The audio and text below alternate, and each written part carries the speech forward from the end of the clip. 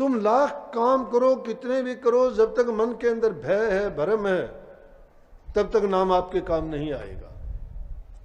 नाम गुरु ने जो बताया है उस तरीके के अनुसार। सत्संग की महिमा क्यों है कि सत्संगों में लगातार जाते हो।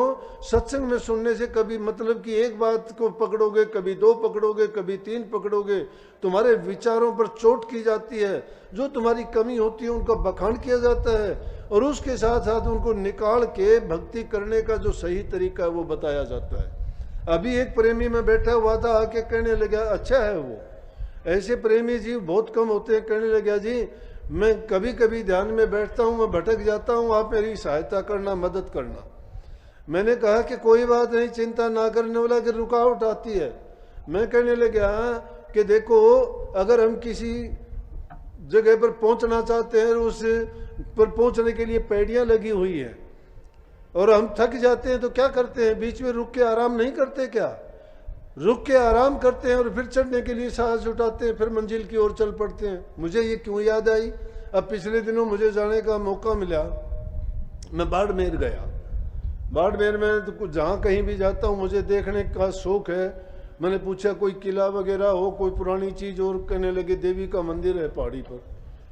बिना पूछे चढ़ना शुरू कर दिया। जब चढ़ना शुरू कर दिया तो बीच में एक आदमी मिला। महा भाई कितनी लंबी होंगी कुछ पेड़ी चढ़ने के बाद? बोला जी 501 पेड़ी हैं।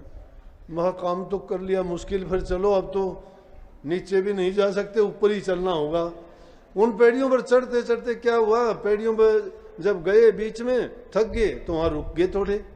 थोड़ा रुकने के बाद फिर चला तो शरीर में फिर ताकत आ गई। इसीलिए मुझे ये ख्याल आया कि भक्ति करते हुए भी ऐसी अड़चनें आध्यात्मिक दर्जों के बीच में आती हैं। बहुत चीजें भटकाने वाली हैं, बहुत चीजें प्रलोभन देने वाली हैं। कभी शरीर में दर्द होता है, कभी मन तुम्हें कहता है कि आज नहीं फिर कर लेना, कभी आलस आ जाता है, तो कभी नींद घेर लेती है, तो कभी संसारी कामों के कारण हम अपने वक्त पर काम नहीं कर पाते हैं। ये चीजें सारी मन पैदा करता है, बाधा डालने के लिए माया के जाल और खेल हैं। अभ्यासियों को चाहिए कि उनको दरकिनार कर देना चाहिए।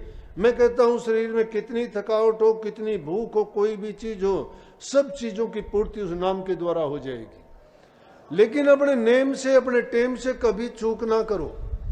चाहे तुम्हें और लाख कामों के लिए टाइम निकाल लेते हो, प्रभु भक्ति के लिए टाइम क्यों नहीं निकालते?